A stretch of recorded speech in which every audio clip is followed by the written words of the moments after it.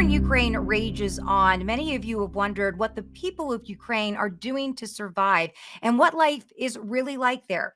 Today, we have a very special report for you where two young women have just escaped from Ukraine and have come to America. We're going to be sharing their stories with you now. Their names are Iryna and Dascha, and their relative, Tatiana Rodenkirk, is here to help us translate so we can learn a little bit more about what life has been like in Ukraine over the past several days as Russia has invaded. Thank you, ladies, for being here with us today. I guess my very first question for Iryna and Dascha is this: when the Russians invaded, uh, what was that like? What was that day like on February 22nd when the Russians invaded your country? When the war first started, they weren't at home. They were on vacation in Western Ukraine, which has been calmer than the other areas. They got a call at 6 in the morning and were told that the war had begun and that Kiev was being bombed.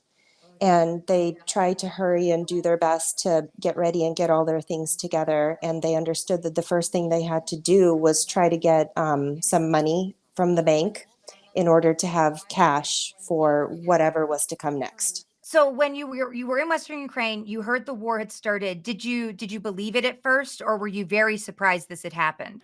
They believed it right away because the buildup prior to the start of the war had been pretty consistent and pretty obvious. So once they got word that it began, they just started calling their friends and family. But yeah, they believed it right away. Okay. And then when they got home for the first time and they saw what was happening, what was it like? So they were not able to return home. They came and stayed with her husband's family, Irina's husband's family, because their apartment was way too close to where a lot of the major bombing was happening. They actually live pretty close to Irpin. Oh, wow. Wow. I imagine just even coming home to that and knowing you couldn't go to your house uh, because it was too close.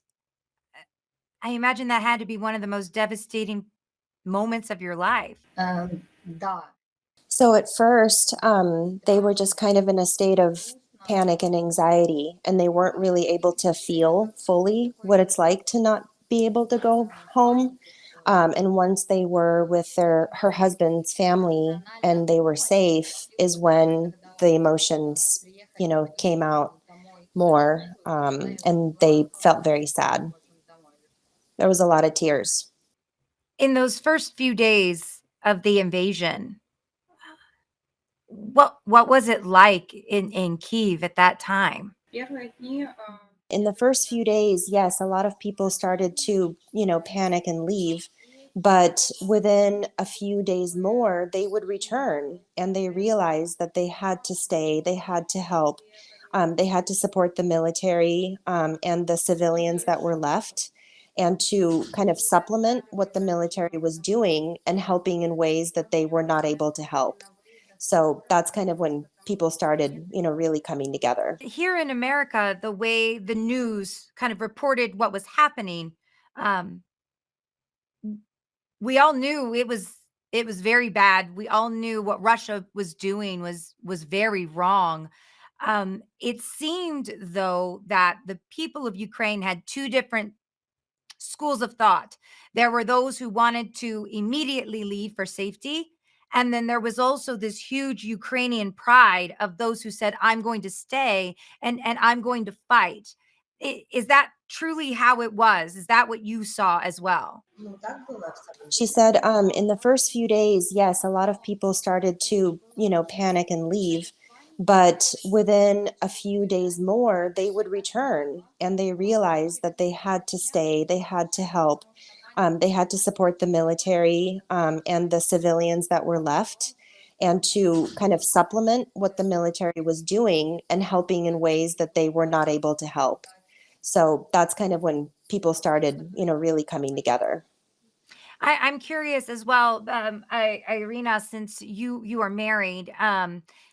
I know that we were told here in the US, via the news, that men who were over the age of 18 had to stay and fight. So, is your husband currently fighting on the front lines right now for Ukraine?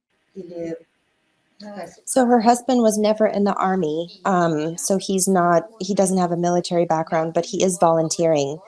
His family owns a small store in the area, and what they're doing is they're helping to provide and cook food for those that are too old to be evacuated, for the elderly, as well as helping to feed the military personnel that are stationed in the area. At some point, there was a decision that was made for Irene and Dascha to not only leave their husbands, but to leave Olga, to leave Peter, to leave Agneta, to leave everyone behind and come here. I first have to say, I imagine that had to be one of the hardest decisions ever. At the same time, though, I'm curious what brought that decision about. So Dasha was, after she left Kiev, she went to Poland and she stayed with really kind volunteers who were able to take her in. And then her sister contacted her and said that there was an opportunity to come to the United States under humanitarian parole. So that's how they're able to be here.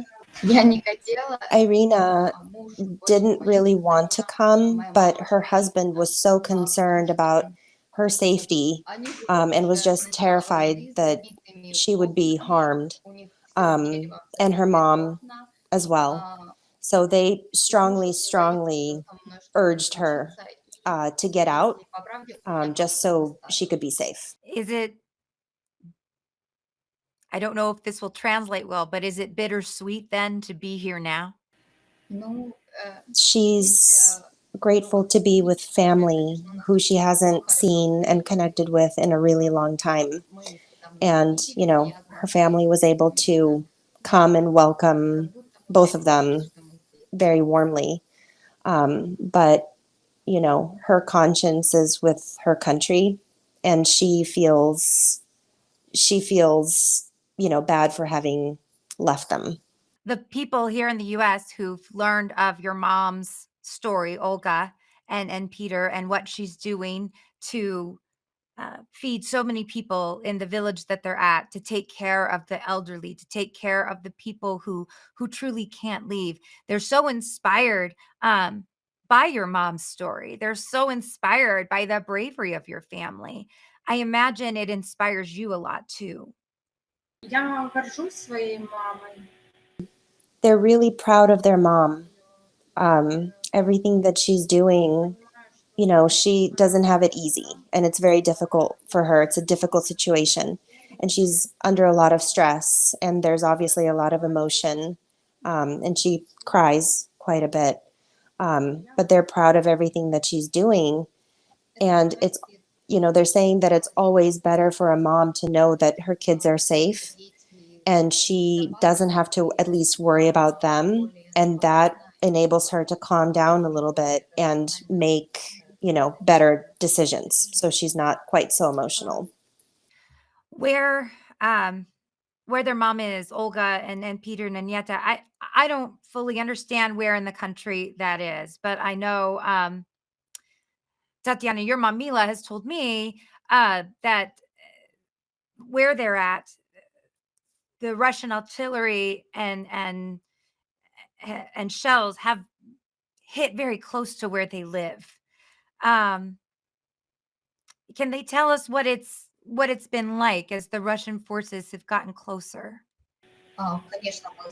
She's saying, yeah, she knows exactly what's going on, you know, where her mom lives. And furthermore, the place where um, her home was, and even the apartment in uh, Kiev of her husband's family, it was very dangerous. And when they fled, they were running on all fours. They were crawling on the ground in order to not get shot, um, by the Russians.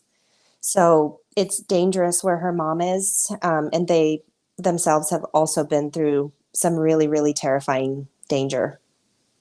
Wow.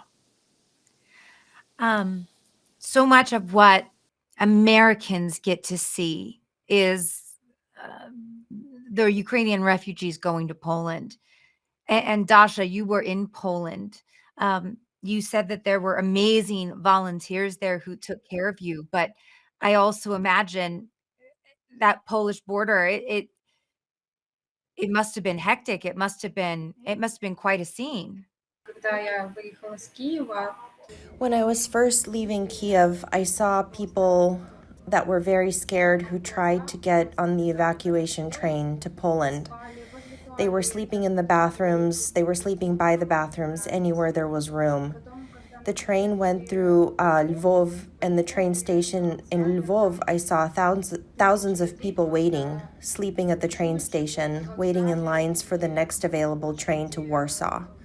Those people were just living there at the train station in long lines for days. In Poland, I saw a lot of volunteers, very kind people who were volunteering their time and spending their own money to feed the Ukrainian refugees, asking them what they needed. The Polish volunteers also drove Ukrainians either from Lvov across the border to Poland or anywhere else the refugees needed to go. Most Americans cannot wrap their head around um, their country being invaded. It's not even something they can fathom.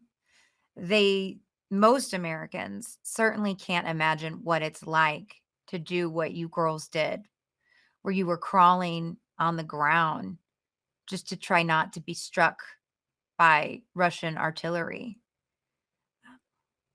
We see what we see on the news, but do you think we here in America really understand the severity of what's going on over there right now? I think until you see it for yourself, it's almost impossible to imagine what it's like in this kind of reality. It's hard to fully understand that people are really dying, that it happens near your home or in your house, that it's happening to your relatives and friends and all of your acquaintances. What would they really like Americans to understand uh, about what's going on? Because with each and every passing day, because it's not happening to them, they get more and more distant from it. And this is a way to keep people connected to what's happening in Ukraine. So, what do they want people to know that maybe we don't know, maybe that we don't realize, what we don't see? She would like Americans to know that Russians are not harming the military only, they're also killing civilians. They're killing innocent people who have nothing to do with the Ukrainian military, and they're not military targets. A friend of hers was killed when his truck was shot as he was trying to transport dog food to a dog shelter. That's the kind of killings and violence that's happening there. And it's really tragic because the civilians are paying the price. A lot of people who are a lot of people who have the opportunity to watch this right now are either people who have already given to help support your family in Ukraine and the extended family that Mila and Tatiana have in Ukraine. And some people are watching this and they haven't had an opportunity to give yet. And I'm hoping that you can maybe put into words um, what this support means, not only for your family, but for the people of Ukraine, because this money is being used for things to get food for your mom Olga and to feed not only your grandma Anyeta, but to feed all the people in that village who don't have any food. It's for the soldiers who are desperately fighting on your behalf. It's for so many people. It's not just for your family. It's for so many people in Ukraine. So please try to explain how this money um, is benefiting really your community, the Ukrainian community as a whole, so that people can know exactly where their money's going. There is nothing left in the places the invaders have passed through because they are also looting Ukrainian homes. It's true, there really are people who are starving. Every piece of bread is precious. Some people are eating dog food because they don't have anything else. Any financial assistance is literally helping people survive. It's helping the soldiers who are also sometimes not properly fed because it's hard to just make sure the food reaches them. This is a huge help that is very needed by the Ukrainian people. I just want to give them a chance then to say whatever they would like to say to the people who get to see this, and for the people who want to help and be a part of standing with Ukraine, not just with words but with action. We are very grateful to everyone who would like to help our country, our family, and our people. More than that, we are deeply grateful for when people are aware and talk about these things and are sharing this information. That is already a huge help. Absolutely. Are they excited to get to go back to Ukraine, hopefully sooner than later? Конечно, мы и собираемся. Yes, that's the plan. That's the plan. Well, we truly hope that they get to go back sooner than later, and that this war ends very soon. But we all have a strong commitment of making sure that the support doesn't end. Then that we help them rebuild, and we bless Ukraine, and that we continue to bless Ukraine and rebuild Ukraine, and make Ukraine even stronger in the weeks, months, and years to come. Thank you. So thank you guys. Героям слава. Well, thank you guys so much for sharing your story with all of us and giving us a glimpse of what it is like to not only have been there during the war, but also to escape. And we're just so glad that you're safe and sound.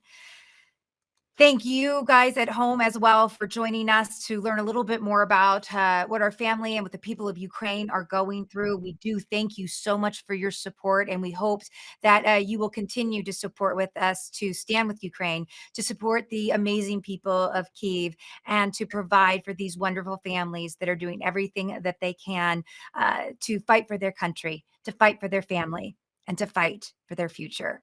Until next time, I'm Michelle Mortensen.